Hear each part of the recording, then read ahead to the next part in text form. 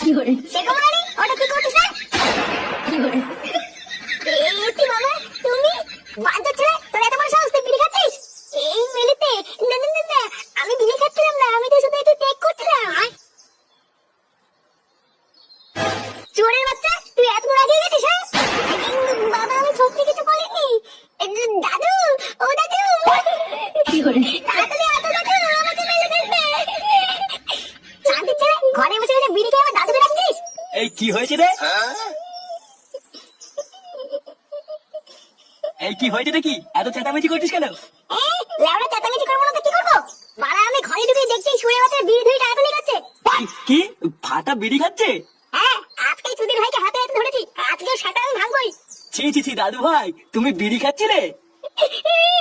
না দাদু বাবা মিথ্যে কথা বলছে আমি বিড়ি খাইনি